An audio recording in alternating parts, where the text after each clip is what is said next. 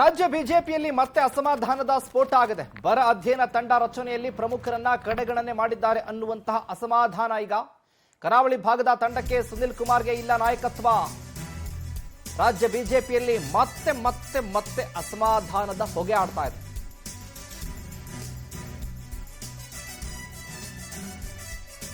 ಮಾಜಿ ಸಂಸದ ನಳಿನ್ ಕುಮಾರ್ ಕಟೀಲ್ಗೆ ಸ್ಥಾನನೇ ಇಲ್ಲ ಇಲ್ಲಿ.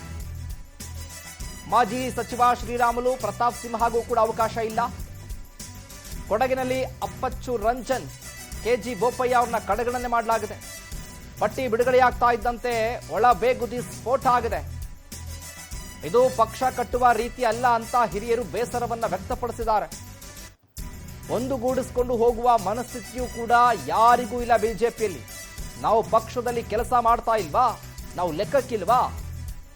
ಬರ ಅಧ್ಯಯನ ತಂಡದಲ್ಲಿ ಕಡೆಗಣನೆ, ಹಿರಿಯರ ಬೇಸರ. ಈಗ ರಾಜ್ಯ ಬಿಜೆಪಿಯಲ್ಲಿ ಮತ್ತೆ ಅಸಮಾಧಾನ ಸ್ಫೋಟ ಆಗಿದೆ. ಹಿರಿಯರನ್ನ ಕಡೆಗಣಿಸಿದ್ದಾರೆ ಅನ್ನುವಂಥ ವಿಚಾರ.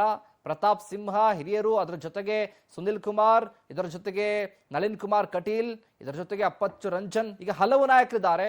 ಅವ್ರನ್ನ ಕೂಡ ಈ ಬರ ಅಧ್ಯಯನ ತಂಡ ಅಂತ ಏನ್ ಮಾಡ್ತಾ ಇದಾರಲ್ಲ ಬಿಜೆಪಿಯಲ್ಲಿ, ಅದಕ್ಕೆ ಇವ್ರು ಯಾಕೆ ತಾರತಮ್ಯ, ಯಾಕೆ ಪಕ್ಷಕ್ಕೆ ಲೆಕ್ಕಕ್ಕಿಲ್ವಾ, ಇವರು ಅವಶ್ಯಕತೆ ಇಲ್ವಾ ಹಾಗಾದ್ರೆ ಅನ್ನುವಂತಹ ಪ್ರಶ್ನೆ ಕೂಡ ಜೋರಾಗಿದೆ.